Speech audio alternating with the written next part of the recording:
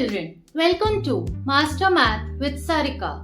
Today's topic is very interesting as we will understand how to compare two fractions by cross multiplication.